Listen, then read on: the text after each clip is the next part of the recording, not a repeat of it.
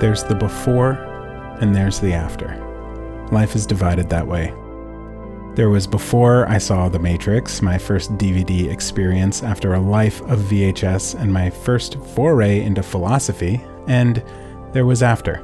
The chain reaction that film caused in my life very clearly led me to here, to this podcast, to this moment, sitting at my microphone, speaking to you. The experience of watching that film alone in a basement I had never been in while my mom hung out with her friend upstairs was mind-blowing, to put it simple. The Matrix made me realize how you can blend reality with fiction to tell a good story. Over the years, rewatching the film made me realize that fiction can be a prediction and that over time it can become a reality. Does art imitate life, or does life follow the path that artists lay before it? Are we on the verge of creating the Matrix? Will I see it in my lifetime? Will we discover how to back up and store our consciousness in an invisible web of internet built into the universe itself? Will we take the growingly impressive robot bodies we're making and merge them with our minds to achieve eternal life? Will we become the Borg? Assimilation is inevitable, resistance is futile. And will artists like myself lean into that new form of life, or will we rebel, claiming that death is the only thing that makes life real and worth living? What does it mean to exist? And is it really defined by our mortality? There's the before, and then there's the after. Before 2013, a good friend and I bump heads together about creating a YouTube channel to fill the gap of horror content. He knows the experiences I claim to be real, the experiences from high school days, breaking into abandoned buildings and seeking out haunted locations. I told my first story, and I got 27,000 views overnight. I committed to a story a week for close to 2 years, and then it ended. That was the before. Many of you have reached out to me over the years. Where did you go? Will you ever come back? My answer to that last part was always, I want to. It's funny how when you start to age and you begin to feel the effects of time on your body, the daily soreness, the upset stomach when you eat your favorite foods, the development of allergies, when you start to age, suddenly you find yourself laying in bed at night wishing that instead of sleeping, you could just stay awake and live a few more hours before you shut down. I used to fight it. Those 2 years of running haunting season, I went to bed at 2 and woke up at 5:30 every day without fail for 2 years. I think I was desperately avoiding sleep because to me, sleep was a waste of time. Or so I thought. I used to obsess over horror movies and Stephen King novels and going on ghost hunts or paranormal investigations in Minnesota. But again, that was all before. There's been a lot of before and after in my life. Some small moments, some medium-sized events, but nothing so trajectory-altering as when I watched my best friend plummet 60 feet onto jagged rocks, disappearing from sight behind a large boulder just before impact. It was his bachelor party weekend, 2 weeks before the wedding. I took him to Vermont with my brother and our friend Ian. That morning we ate breakfast and vanilla milkshakes, and I shared that I found a place where we could hang out and jump off a rock into water. Simple fun. It was a popular spot on a river in a nearby state park, one that was known as being a safe spot to jump. The pool was about 15 feet deep and laid at the bottom of a few small cascading waterfalls. The boulder was just 10 feet above the water at most, so nothing too scary. But for anyone feeling brave, there was an opposite side that was about twice as high. We jumped, shot some footage on our GoPro, nipped at whiskey from a small flask, and took some photos with my film camera, one of Ian, one of Zach, and one of Craig. That was the before the kids showed up. 2 boys with the immortal swagger only 17-year-olds have. They started on the 20-foot cliffside and immediately performed backflips, their heads nearly missing the side of the rock, their bodies barely making it into the deep part of the water. We were immediately uncomfortable. I remember Craig saying, "How are we the adults in this situation? These kids were reckless and playing with fate." As it goes, the kids got bored easily, craving the adrenaline high that would get them off. They climbed up the jagged rocks to a ledge that, based on the height of Craig standing at the base, I estimated to be about 60 feet. I'm pretty good at these things. So the four of us talked it over, and as we watched these children on the ledge try to bully each other into jumping, you first, no you first, into the relatively shallow and small pocket of water below. To walk away would be irresponsible. To do nothing would make us accomplices.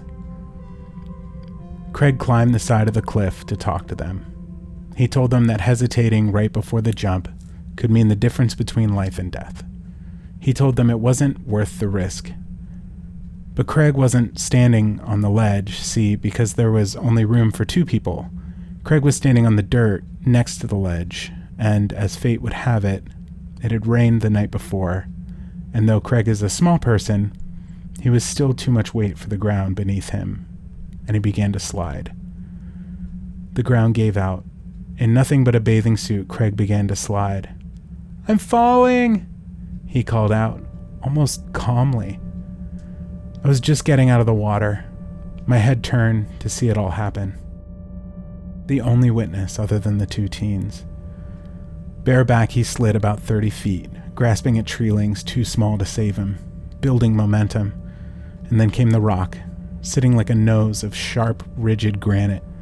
Craig saw the water, and he saw the rocks below, and he thought, if I go in the water, I'll surely die. So at the last second, just before the deadfall, he pushed himself towards the rock. I saw it all. His body fell the remaining 30 feet and disappeared behind the jumping boulder, and there was a sound of wet meat, a bag of steaks hitting the rocks below, just out of sight. All sound stopped. There were no birds, no bugs, no kids horsing around. Even the water fell silent for what felt like an eternity. And then a small, weak voice called out, "I'm alive!" I remember every detail of what happened next, but I'll spare you the complexity of finding cell service in the middle of a state park, evacuating someone to a hospital 90 minutes away on bumpy roads with two completely shattered feet and no painkillers. It's a painful story for another time. You see, the only thing that matters here is that on the day of my best friend's wedding, he wasn't dead. He was alive, and I don't really know why. After 2 days of emergency surgeries, the nurses finally rolled Craig on his side to clean him up. "What's the damage?" he said. "Huh? Well, I slid over jagged rock with no shirt on. I'm just wondering how messed up my body is." Well, the nurse checked him out, head to toe. And aside from his two shattered heels, a crumpled left foot, and a dislocated toe, the only mark on the outside of his entire body was a small, centimeter-long slit, like a paper cut, under one of his pinky toes. The four of us experienced something that day that changed our lives. We will forever be bonded by the moment our friend fell to his death and miraculously survived. And for me personally, everything after that moment completely changed. Suddenly, I couldn't sit through horror movies anymore. I couldn't write, I couldn't think. Life became a laundry list of things I could do to avoid thinking about my own and my friend's mortality. It took years to be able to hike again, even on the safest of paths. His fall would play like a broken film reel on loop over and over, faster and faster anytime I closed my eyes. This was the horrible, unbearable after. But time has a way of scabbing over even the most painful of moments.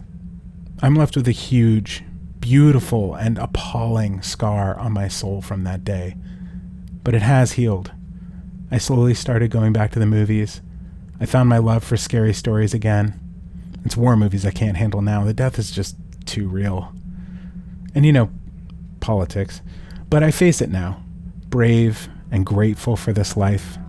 I'm ready and fully equipped to deal with my own mortality and to face the darkness head on and to step through the door to the unknown. You see, all of this is to say, I'm back.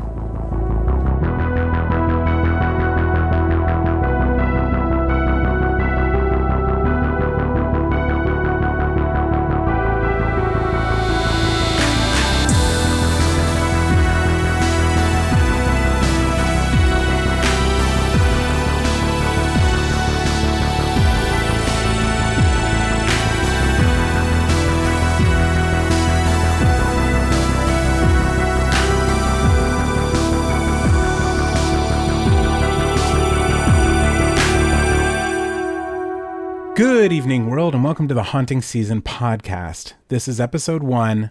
I'm back. And I brought with me, all the way from across town, streaming straight to tape from quarantine, my co-host for the show, Cody Dugan. Oh, ow. Oh. There's some horrors in this house. There's some horrors in this house. There's some horrors in this house. This is Menacing Man, Joshua. So do we end the show there? Menacing Man. Where do we go from here? My goodness. I don't know. Holy We cow, can call Cody. it a wrap if you want. This makeup's kind of hurting my eyes, and this wig is all over my mouth. Yeah, when I meant like dress up a little bit, I meant like maybe like a nice shirt or. Oh. This is great. I love this. Oh, you were expecting me to wear a suit or a tuxedo or something of that No, nature? not at all. I expected you to be you, Cody. What's going on, man? Hey, not too much. Just having fun, enjoying the lovely temperatures and weathers of Los Angeles. How are you doing? I'm doing okay. Can you see me through that hair? I'm going to take off this wig. Okay. Fair enough. So, Cody, it's been a couple of years since I've interacted with anything haunting season, so I think we should probably just start off with introducing who we are. Yeah, tell me, who the hell are you, Josh Sterling Bragg? JSB, tell me, who is the man, the myth, the legend? I don't know about legend, but yeah, so I'm a photographer and a cinematographer in Los Angeles. I've got a passion for, horror movies and paranormal stuff. I'm the creative director of Believe Limited, who's the company who's like bringing haunting season back from the dead. But, I spent my whole life telling stories. In high school and college, it was as an actor. And then after college, it was directing theater. And then I got a job in video production. And then in 2013, I started Haunting Season with my friend Matt. And then in 2015, after a few large life moments and after some really hard work, I started this job here, which is like my dream job. I get to do whatever I want. I mean, I'm a cinematographer, I'm an editor, I'm a producer, I'm a photographer. Sometimes I still get to act. I mean, I guess you could call this acting in a sense. And so I've gone to like something like 15 different countries in the past 5 years shooting documentaries. I mean, it's been a really crazy couple of years, but I've always had a spot in my heart for Haunting Season. And that's, why when my company was pitching new podcasts, I had to jump on the opportunity. Yeah, here we are. I mean, episode 1. This is awesome. This is very exciting. Cody, who are you? I'll start with this. I'll start with a teaser. Think American Horror Story, chronic masturbator. That's where I'm going to start. Okay, that's my hook. That's how I'm going to hook you in. Okay, yeah, I'm hooked. Tell me about chronic masturbation. I guess this is going a strange. I'm a direction. Zona boy. I'm born and raised in Phoenix. Hated it. Could not stand the weather. 115 degrees. Just the urban land. It's horrible. So I went up north to Flagstaff. And studied history and English, and then like anybody who has a degree in history, the first thing you'd want to do is go work at a radio station, right? I mean, you're qualified for that. Sure. So I got a bogus resume, and then I dropped it off at the radio station. And what do you mean like, bogus resume? Like my roommate, his parents owned a radio station in Colorado. And I was like, hey, could you have your parents email me a resume, like a real radio person's resume looks like? And he was like, yeah, why? I was like, I think I'm going to just try to get a radio job. And he's like, well, do you know how many experience? And I was like, yeah, well, what's the worst thing that happens? They hire me? Wait, so do you have any experience? No. What are you doing here? I had none. But I just figured, I was like, I'll just see if this flies. If it doesn't, then oh well. Well, bad news. They called me, and then I got the job, and then I had to do an overnight shift. And I kept on calling the guy, like saying, hey, so am I going to be doing some training? He's like, you don't need training. You've got 10 years experience in radio. And I was like, yeah, right. Of course. So what does this have to do with chronic masturbation? All right. So anyways, I worked in radio for like 15 years. I did all that. I eventually went on. And then I went on vacation out here to California. And my buddy said, you should go audition for this part in American Horror Story. We just wrapped up on season 1, and we've got, a green light for season 2. So I said, all right. I'd never been, in any sort of theater background at all. I'd never been to an audition before, so they brought me in for the audition. And it wasn't anything like, I didn't have to Please take off your clothes, sir. Yeah, exactly. Or show them how I would do it. But they asked me a couple of questions about like the Catholic Church, like because they kind of shed a bad light on the Catholic Church, and also with nudity and stuff like that. And I was like, yeah, that's fine. I went back to Flagstaff, and 2 weeks later they called and they said, you got the part. I remember on that. Yeah, I mean, it was the... No, I specifically remember, like, I can close my eyes, unfortunately, and physically see you. Like, I know. Oh, you were yeah. You were in, like, one of those, like, paper gowns with the open butt? And sometimes, they would put me in the, what are those things called? The harness thing, so you can't... Straight jacket. Straight jacket, yeah. I was in that quite a few times. lot of fun. And it was really kind of cool because it was set in like an asylum. And there was also, I think there was church, but it was everything, like the set deck was just amazing. Like showing up to set every single day in this whole entire atmosphere was just like, took me right back to like my childhood. And I used to create, me and like the neighborhood friends, we used to create these like haunted houses, and we put them on our garage. I was going to say, it kind of feels like a haunted house, like a real set like that. Totally. And so we used to put them on in the neighborhood. Haunted houses. Yeah, like in our garage, and then our backyard was like our graveyard. But we used to charge, admission fee was like Squeeze-Its. Do you remember Squeeze-Its? Yeah. Were those made out of wax or just like shitty plastic? It was like shitty plastic. And that would be the cost of admission. Yeah, so we used to put on those haunted houses all the time until we buried my sister in the backyard up to her head in dirt. And my mom found her and she was like, all right, shutting it down. This is not up to code.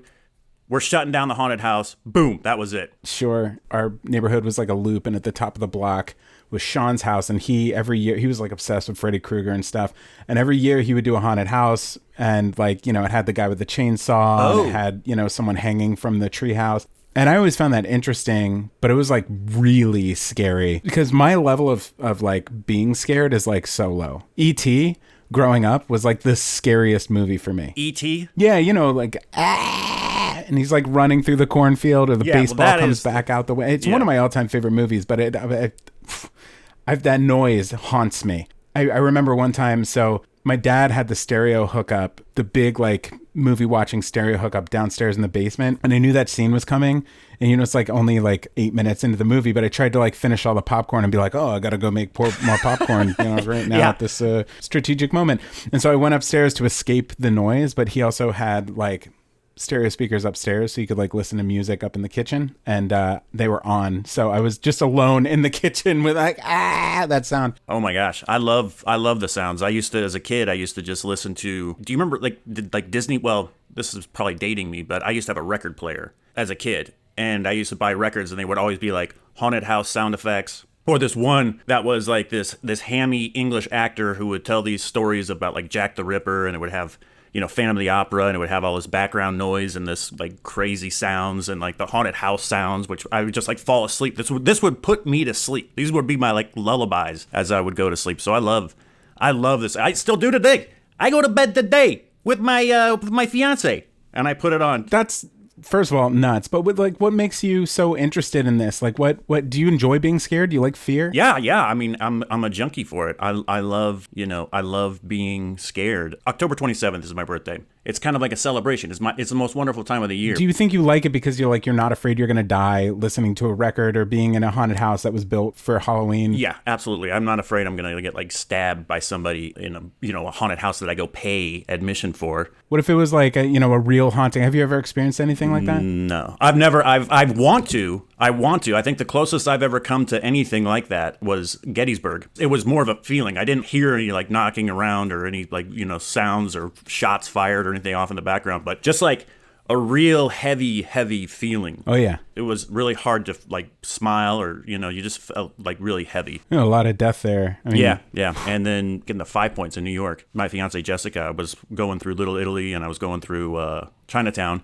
and I was like, I'm gonna go check out the 5 Points. So I walked around, and I was like, oh, I gotta show Jess this stuff. So we went over there, and she was like, I gotta get out of here. And I was like, what? She's like, I'm just gonna start bawling. I just don't like the feeling I'm getting here right now. She's like, it's just so sad. Yeah, so you've experienced it a little bit. Yeah, a little bit, but I want the big, thing where there's like someone coming down the stairs. I want like, why? I want the whole shebang, man. But you've got some story. I mean, you are Josh Sterling Bragg, the ghost hunter, right? You've got some stories. You were freaking pushed, right? Well, yeah, I mean, I'm no Zach Baggins. I followed around a documentary crew for, or I was the documentary crew for a paranormal investigation group in Minnesota, and we're going to have them on the show and talk about that stuff. But I think more importantly right now that we kind of know a little bit of like really weird random facts about each other, maybe we just talk about what the show is. It's obviously different, right? Here we are wearing headphones. We got microphones. Like, well, what's going on, Cody? What is this? Well, okay, so this is basically what we'll do is we'll start a show like this every month.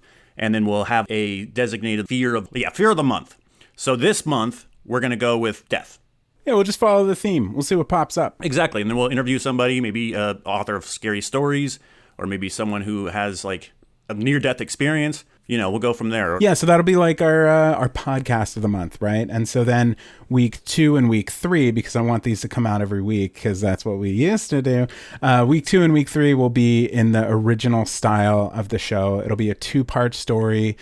Part 1 will have the cliffhanger. Part 2 will have the riveting conclusion. And it'll be a 360-degree soundscape, best listened to in the dark with headphones, and really just designed, hopefully, to freak you out and make you have weird dreams. And then the final week, we'll go into the Wayback Machine to what, like 2013? And we'll go into the archives and we'll watch those things and we'll discuss it later. Yeah, we'll pull up an episode and have Cody watch it and see if we can scare the hell out of him. Good luck! But I'm also realizing now, I'm looking at the calendar, October has 5 weeks, not 4. It's one of those weird ones where the paychecks get messed up and all that. October has 5 weeks, so it's longer than most? Yeah, it is, fortunately. This is some good news for 2020. This finally some good news. October is a lot longer. So what are we going to do? We going to go live? Or what's the big deal? Actually, that's not a bad idea. All right. Well, then what do we want to do? Like the night before Halloween? Yeah, Mischief Night. Mischief Night. Yeah, you told me about this before. What the heck is it? Oh, I'll tell you on Mischief Night. All right, let's make a pact. Let's do it. We do a pact. Do we have to burn something or? When all content for the month is released, and Josh and Cody have explored the deceased, when the month lengthens to reveal a 5th week, a live audience haunting season will seek. Will you tune in? It'll be Fright or Flight. We'll have our first live show this month on Mischief Night. You're way too good at this.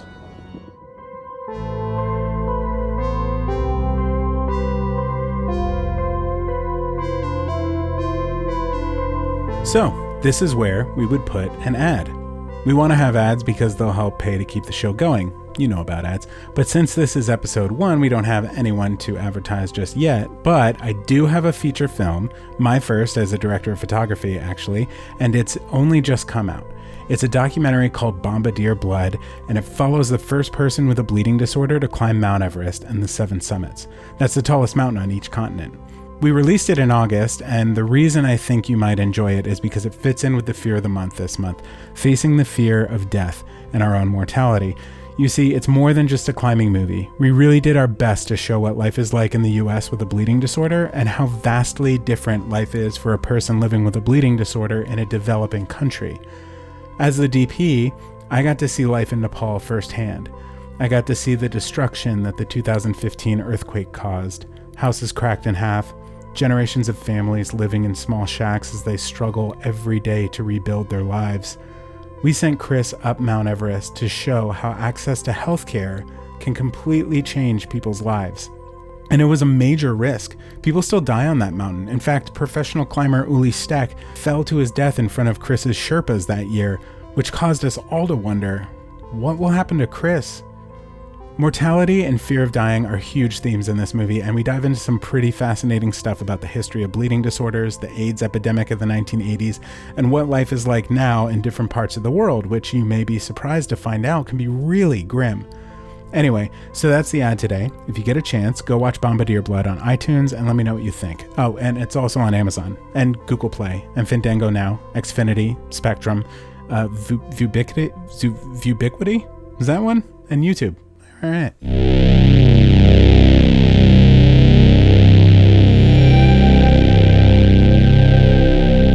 Well, so just to keep harping on the theme here, what about just death in general? Take paranormal out of the picture here. Is that something you ponder and think about and worry about? More so this year, believe it or not, than in previous years. And not really I'm not thinking about my own mortality, but more concerned my parents, I worry about them. I worry about my sister's safety, my niece's nephews, Jess and her family. It's almost like you worry about not necessarily what will happen to you, but what will happen to everybody else you leave behind. Yeah. And I kind of see it for me, life is much scarier than death. You know who has some really interesting thoughts about this is the author Kathe Koja. Oh, our first guest, yes. Yeah, how's that for a transition? Kathy is the author of incredible short and long form horror stories, and also some, from what I've read, young adult novels. And then she's also involved with the immersive theater, which is kind of like a haunted house. I think that's where they all stem from, which is kind of cool. Yeah, That's awesome. I mean, she's pretty much an all-American badass author with some really iconic reading material for everybody to enjoy. And her first book is being re-released. This was the Cipher, right? Yeah, the Cipher. I'm reading it right now. It's messed up. It's awesome. It's really cool. This is the book that launched her career, Josh. Yeah, let's get into it. Let's talk to her.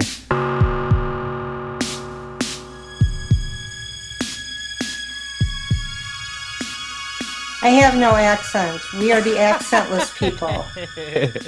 We are the baseline people. Yeah, okay, no, y'all all have right. accents. We don't All have right. accents. I have family from Ohio. So, but I'm originally from Arizona. But go ahead. So you are from Michigan originally? Yes, I'm a native Detroiter. I've been to Detroit once or twice, but I've spent most of my time up north over in Minneapolis. And I find, for whatever reason, I don't know if it's because of the north or if it's because of specifically Minnesota, but it seems like a very spiritual place. One of the things that's very interesting about Detroit is it's an old French settlement. It's over 300 years old. It predates the home of the brave here. And actually, it's probably most analogous to New Orleans for that reason. Because it comes out of that old French culture. And there's a beautiful church, a Catholic church called St. Anne's that is extremely old in Detroit and still active, still an active parish. They still, have worship services there. And it's wild to go in there and think of the years upon years upon years that people have been in there, lighting candles and praying. And, theaters have this as well. Any place. I once had an argument, not an argument, but kind of an argument with a puppeteer and puppet creator. And I said, come on, you want to tell me that if I come in this building or you come in this building, or anybody come in this building, that hush that's waiting there, don't tell me that's not alive. Don't tell me there's not some residue of the audiences and the performers and that shared energy. It's like church. And he finally owned grudgingly that, yes, it was like church, and that any church or temple or would have that, and his theater had it too. Did you grow up in the church? I did. Was that your first introduction to death? Or, do you remember like the first time you realized that like death is a thing? Was a goldfish? Was it sitting in church? The one thing that I really love, and I am not a person of that faith anymore, or of any faith, but one thing that I will always be grateful for in growing up in the Catholic Church was the utterly matter-of-fact acceptance of bizarre mysteries, right? It was just part of what you grew up with. It's like, okay, you go to church on Sunday and then, there's body and blood. Okay, there's that. Then it's a saint's day. And so and I have all these books of the saints, and they're so great because they're so bizarre. It's like, I'm Saint Januarius and my blood liquefies once a year. And you can go to this church and see this little vial of my blood and it'll turn to water. I'm this saint. Here's my picture of me with my eyes on a fucking plate. It's like, wow, this is really great. And it's so weird. So when you're growing up, as a kid, you don't make a lot of distinctions between like your parents or caregivers, whoever says to you, do not touch the stove or you will burn the shit out of your hand. Okay. And then you touch the stove and you do indeed burn the shit out of your hand. So you say, okay, well, they're right about that. So if they're telling you that there's like hell and endless torment and heaven and endless bliss, you're going to buy it for a while. Death is like the gateway, to the good stuff, and you're supposed to despise your flesh and whatever, which is like, but I was too young to have grown up in the old, Latin rite, which must have been really punk rock because wow, but even coming up when I did, it does give you a working definition and acceptance of some pretty odd mysteries that I think is excellent grounding, especially for an artist of any kind. Did you have a fear of death? Was that just... I don't think I took it seriously as a thing that was going to happen to me, probably till people close to me died in their 40s. And it really gets your attention. You're like, wow, okay. I understood empirically that this was going to be my problem too, but oh, wow, okay, so I better get busy. It does concentrate your mind, though. Yeah, for sure. I remember distinctly like being in a pew at like age 10 and saying the Lord's Prayer or something, and then turning to my mom and there's like, wait, what do you mean he descended into hell? Whoa. I know, right? It's like, wait a minute. Wait just a minute. Yeah. There's this gigantic church about a mile from my house. It's called the National Shrine of the Little Flower, and it's dedicated to Saint Therese. They have this ginormous stone crucifix Jesus hanging there, and it's so depressing. And you think your marketing is so bad, because if I was doing your marketing, I will tell you this, I would lean a lot heavier on the fact, like, this guy literally came back from the dead. How sweet is that? Do you want a piece of that? You can get a piece of that. Don't show me this terrible dead person. This is terrible. If death is the worst thing that can happen to you, but it also unites you with God and the afterlife and everybody, your message is very mixed. And I don't understand what you're selling me. It makes no sense. You said in your 40s is when you first started being like, oh, shit, this can happen. And maybe getting a fear. What was the fear? Was the fear of leaving someone behind here, or was it the fear of maybe possibly, what is the afterlife? Running out of time. You know that you won't be able to experience all the things that you would like, to be able to do the things that you want to do, maybe to be helpful in ways that you're like, oh shit. Because eventually, like, my parts will start falling off, and then I won't be helpful anymore. People are going to have to help me, and of course, leaving behind the ones that you love. That is very hard. At one time, oh golly, almost 20 years ago, 2 of our cats died, one after prolonged illnesses, one right after the other. And that was, wow. It was so difficult to go through. And I remember friends sending us flowers. And at the time, this was still like not really your animals' deaths were not considered the way they are now. And the florist brought the flowers to the door of the delivery guy, and he said to my husband, "You got flowers for a dead cat?" He said, "Don't let my wife hear you." Those kinds of losses, especially animal losses. I'm a big animal person, and those are almost unbearable, because when it's a human, unless it's a baby or something, God forbid, but when it's a human, it's like breaking up with someone. You're like, oh, I'm so sad, and I think of only the good things. But then later you're like, no, I remember the whole person. And sometimes they were a dick, and sometimes they were good, and da-da-da. But with animals, they're only good. And you're like, oh, my animals are gone. Those to me are the hardest deaths. People deaths. I was with both my parents when they died, and I was glad to have been there, very glad. Not in love with the machinery of funerals. It takes some of the fun out of death. It takes. The first time I saw a real dead person, not in a casket with whatever, was at the Wayne State University morgue, which maybe I shouldn't say that because I wasn't supposed to be there, but whatever. It's a long time ago.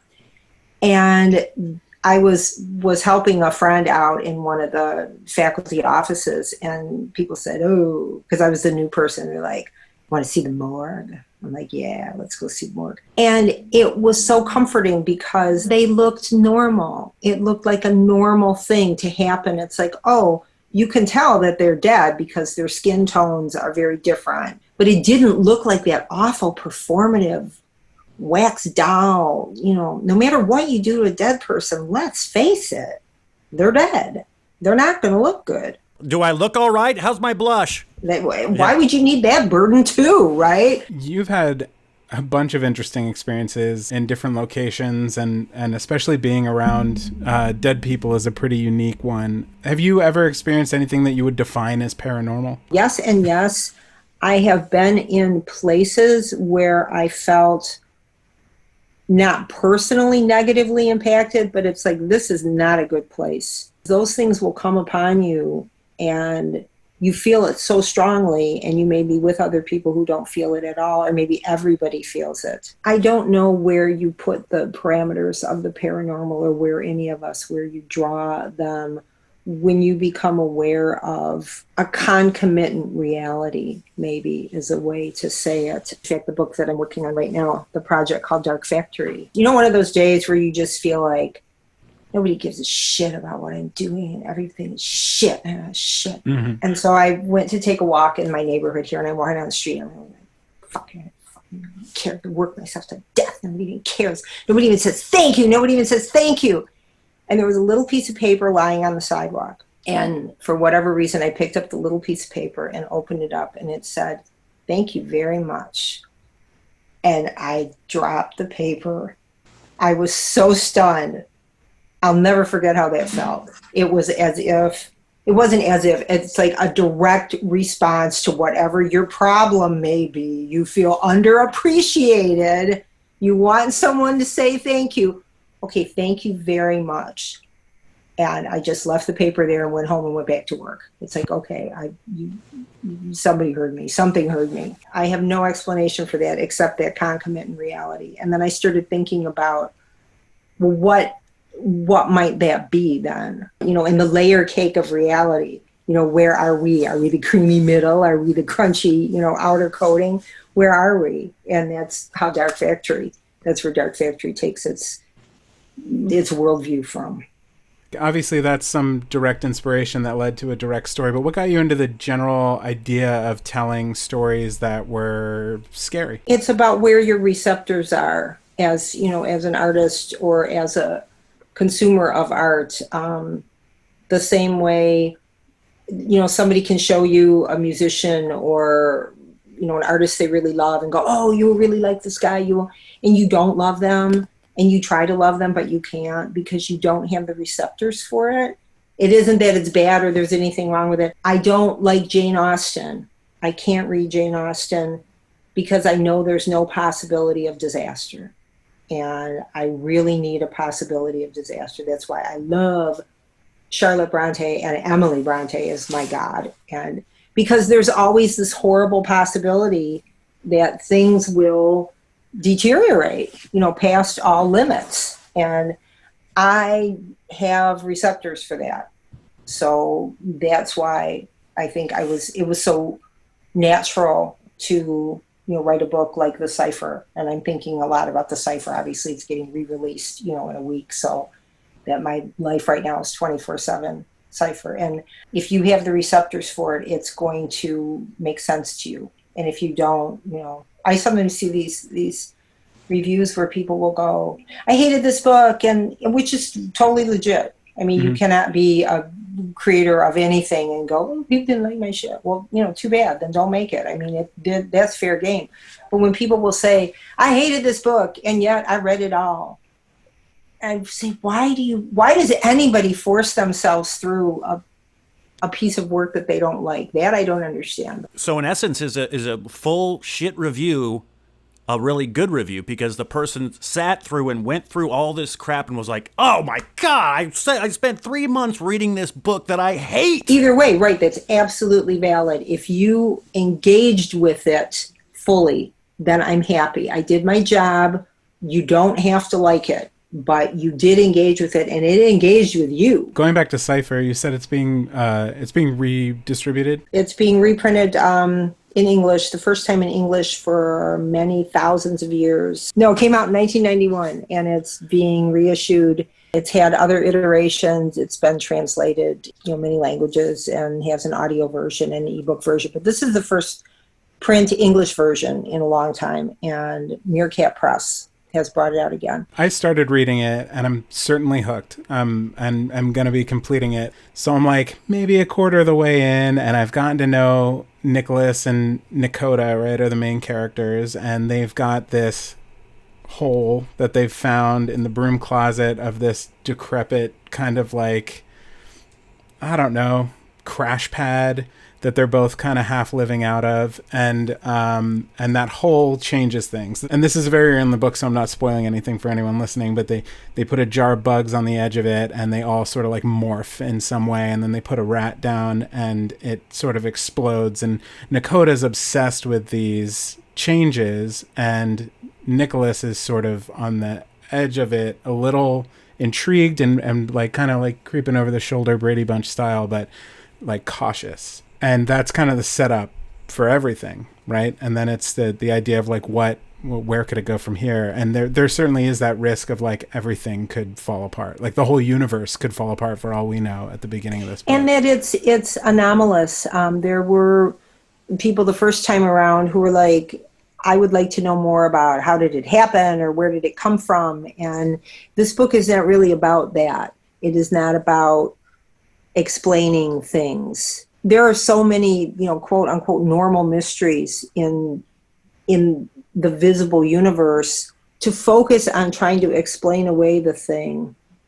would be to miss the point of that particular book. Breaking Bad is one of my favorite all-time shows, and it's for the same reason, like everything could be lost at any given moment. Anyone could die at any given moment. As we got towards the end of that show, everybody was iterating on this should happen or that should happen, and then people are disappointed. And I feel like the same thing, if you over-explain something or you spend a lot of time explaining it, there's room for disappointment there because the imagination is no longer in control. Right? Everyone wants their version to be the truth. And so if you don't explain it, maybe that allows the reader to be like, well, I know what it is. Which is kind of the basis of all religion, right? I mean, it's like, this is what God is. And no, it isn't. It's this. And no, you have to believe like this. And no, it's like, if you could accept the mystery of that, then you would be freer to focus on maybe what religion should do for you and others in your life rather than, who gets to wear what hat and why you're bad if you don't, do this thing. It, especially maybe in a Western culture, we have a lot of problems with mysteries. We want things explained. We want to know how it works and we want to get to the bottom of it. And there is no getting to the bottom of this hole in this book. So the main character is Nicholas, and he's male. And I noticed in Velocities, I also read a couple of the short stories in there that you kind of go back and forth between male and female main characters. So with this being your first book and being a female writer, what was the inspiration to look at it from that perspective? Nicholas was actually a peripheral character in another book that I was trying to write, and that was not going well. I wasn't making any headway. But then when I snatched him out of there and put him in his own place, then things started to happen.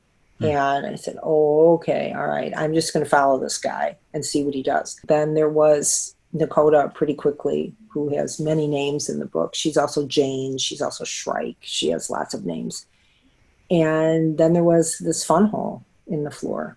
And when you put these, a trio is always a very combustible, configuration, right? So when you have these two very different people and this unexplained phenomenon, it just got really fun really fast.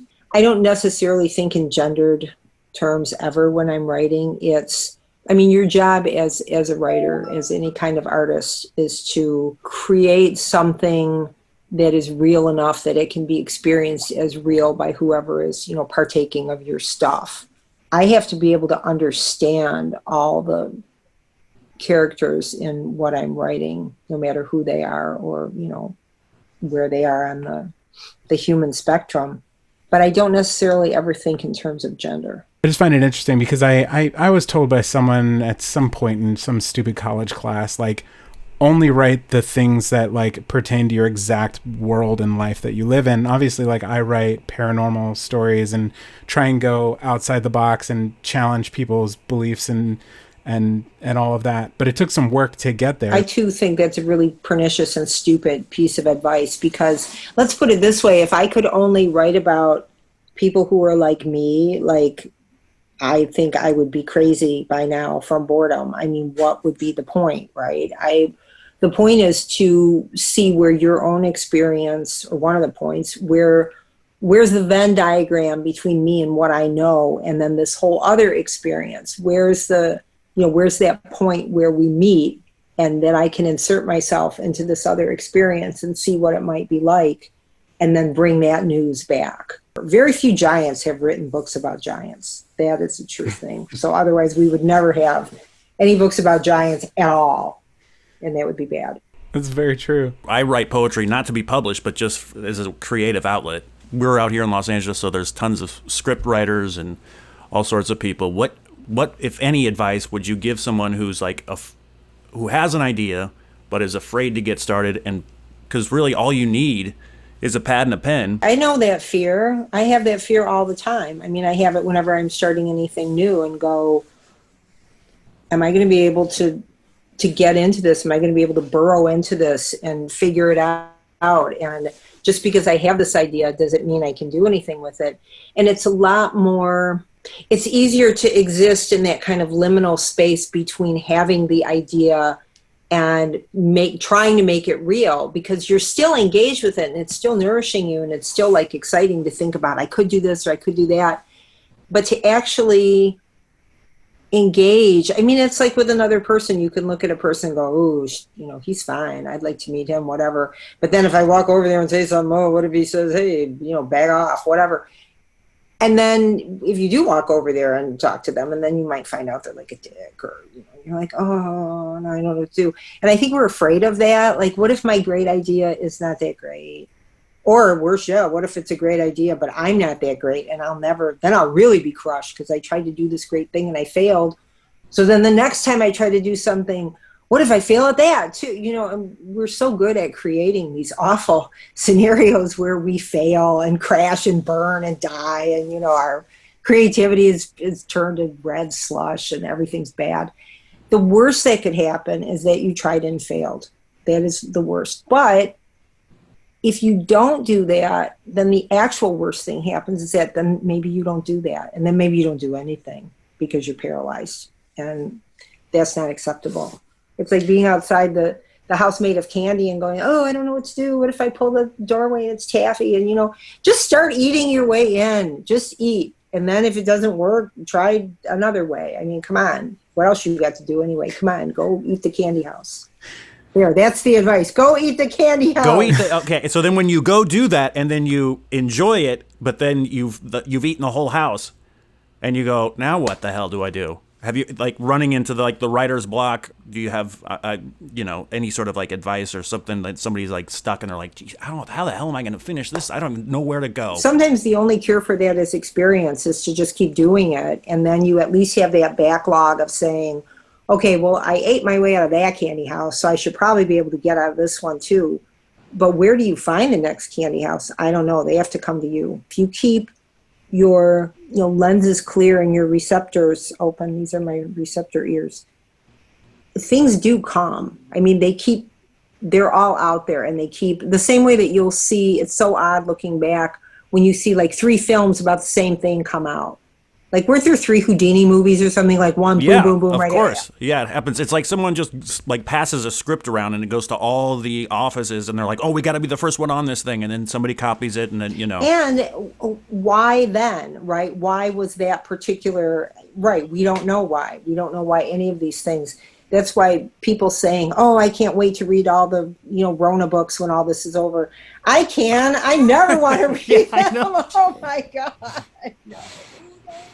So, but hypothetically, if this was a book that was being worked on and the author died and they needed someone to finish it, who would you want to finish the novel of 2020?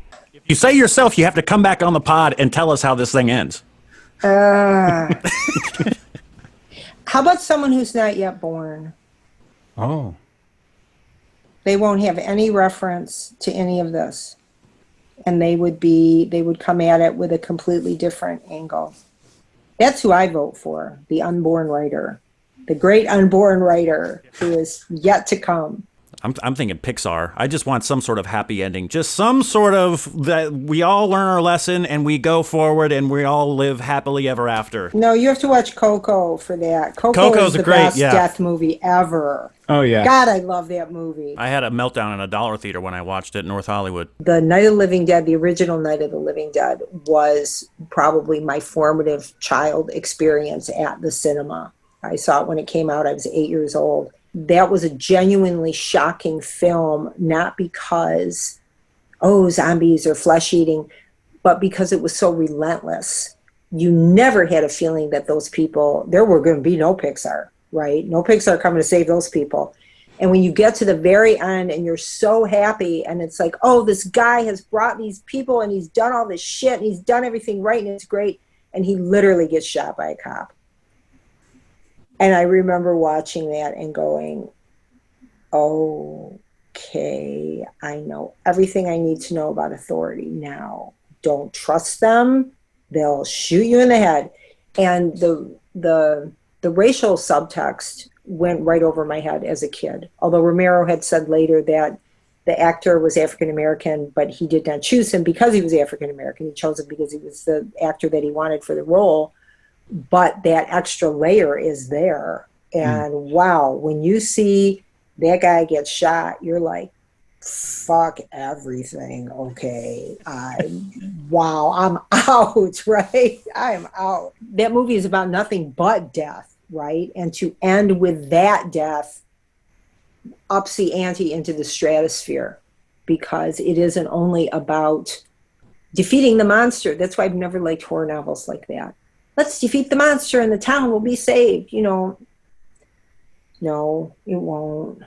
The town was not going to be saved. Yeah. It just isn't. I'm sorry, but it's not. I'm not even sorry. I mean, that's just how it is. What can we say? Well, I really appreciate your time taking to talk to us. I don't know if there's anything else you want to say about Cipher and where people can find it. Oh, yes. I think you should all buy it and read it multiple times. No, the Cipher has just been reissued by Meerkat Press, and it is available in finer everywhere. And there's a badass audio version also out, and an ebook too if you want an ebook. Actually, right now, the publisher ran the super cool Cipher fan art contest, and now I have to judge the entries. Oh boy. Oh my God, the things that people made and created, as they are so cool, and now I'm so fucked because I have to pick you gotta pick these, one. and they're all so good.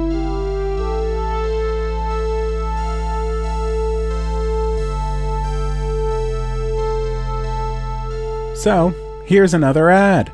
I'm looking forward to the day when we can get someone to pay for these ads, but since we don't have that at the moment, I want to take a minute to shout out North Innsbruck. Hailing from the great state of Minnesota, where I've done the vast majority of my paranormal work, North Innsbruck has provided us with an original score for our entire flagship show. So all the cool transitions, all the music in this entire show is North Innsbruck. And Chris, the genius behind this cinematic synthwave, grew up near the Palmer House, where I had one of my most profound experiences to date. It's on the YouTube channel. Check it out. When we found each other on Instagram, it just felt like a natural fit. We share the same energy and excitement for the paranormal and pretty similar work ethic as well.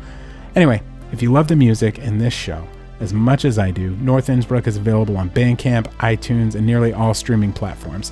The music is perfect for daydreaming, getting some work done, or to read a sci-fi book or horror book too. It's just great music. North Innsbruck. Check them out.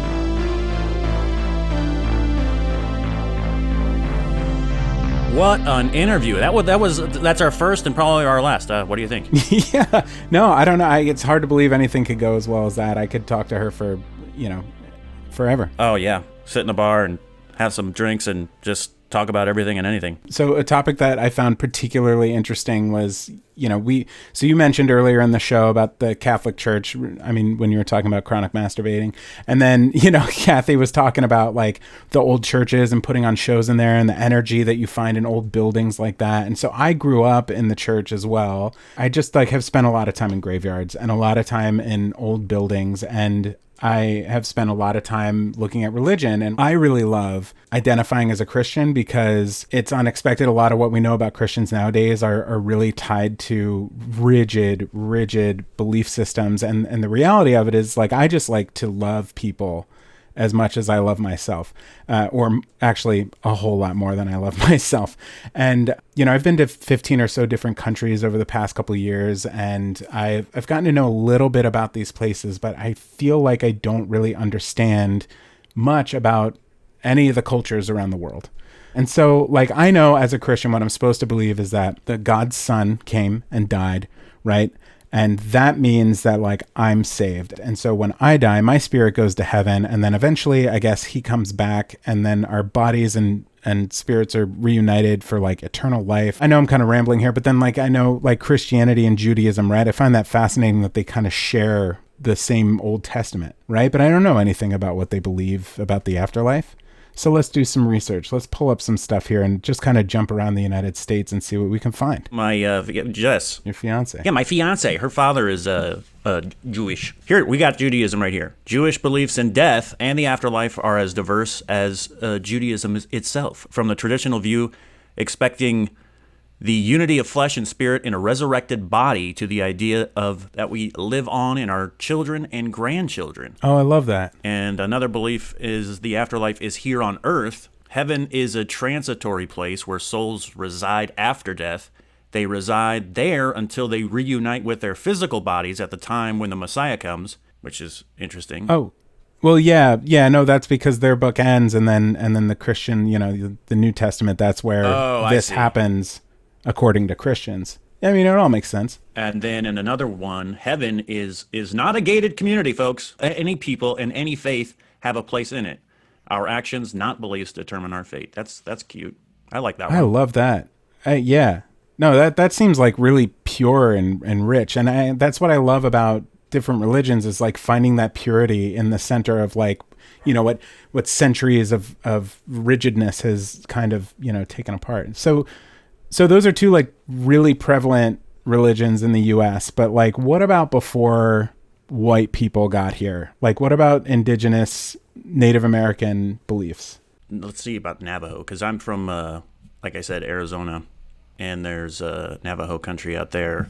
And I know I talked to a couple elders, and they have an extreme fear. I don't know if this is all like this was just the elders that I spoke to, so I'm not. Well, sure, yeah. I mean, but you have more of a reference point than I do. But they're very fearful of death. They believe that an evil spirit or devil is at the bottom of everything that has in any way anything to do with death, and they rarely speak of their dead for a fear of offending the evil one.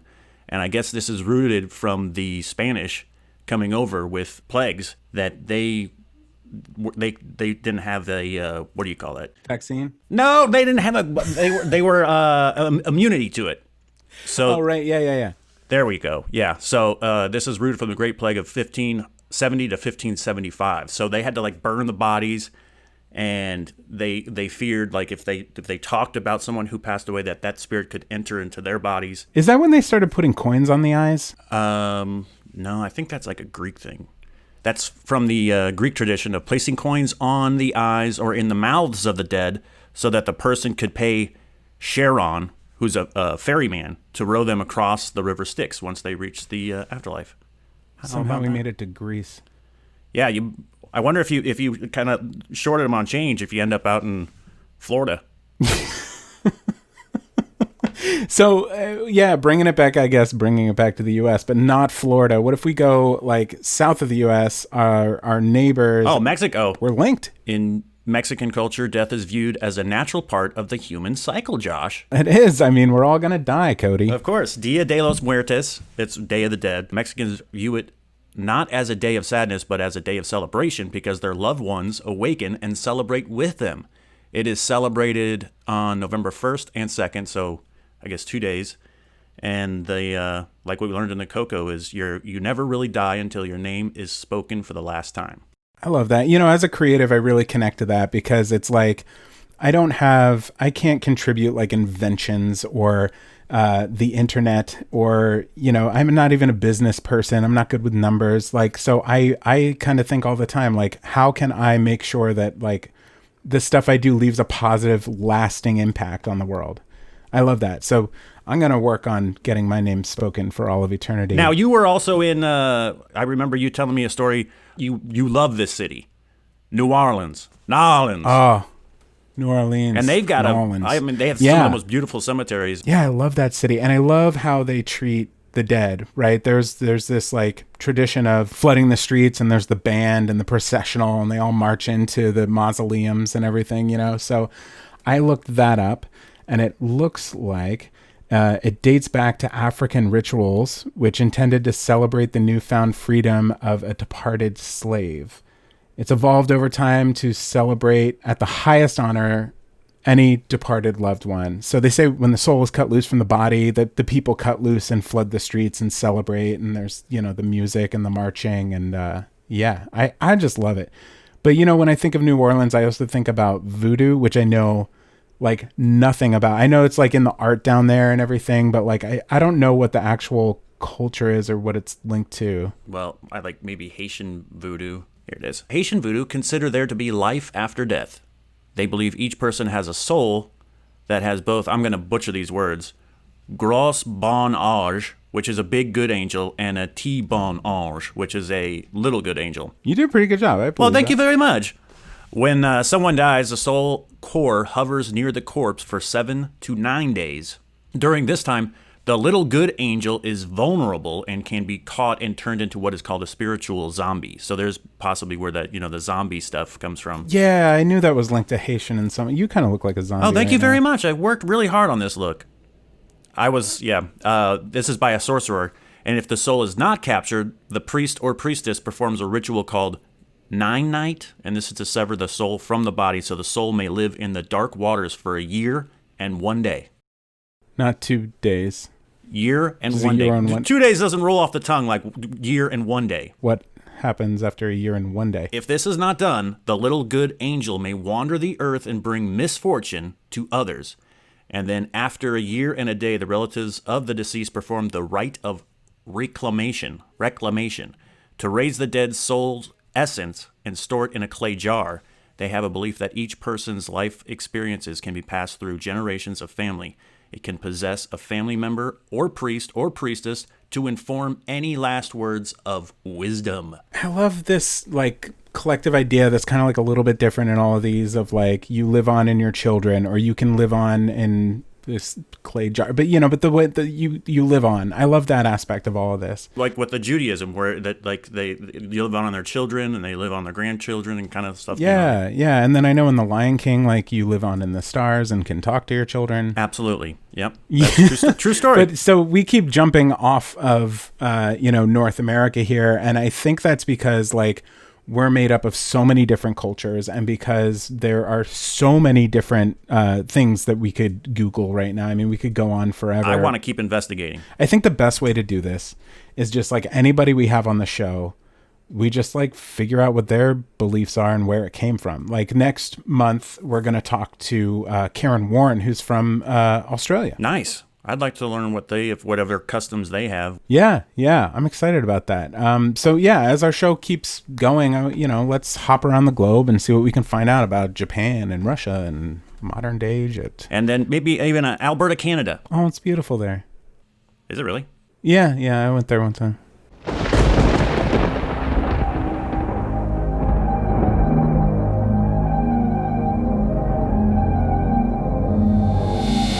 Haunting Season was created by me, Joshua Sterling Bragg, produced by Greg Holdsman and Jessica Richmond, and executive produced by Matt Gielen, Patrick James Lynch, and Ryan Gielen, and is a joint production of Believe Limited and Matt Gielen. This episode was written and hosted by me, Cody Dugan, and Joshua Sterling Bragg. It was edited by Colby Crow, and all of the music in this episode was made exclusively for the podcast by North Innsbruck. If you like our show, please subscribe on your favorite platform. Full episodes are available on Apple Podcasts, YouTube, Facebook, and Instagram. And one last huge shout out to our guest again, Kathe Koja. Next week, we go back to the original format of the show to bring you part 1 of an original 2-part story, best listened to in the dark with headphones. See you there.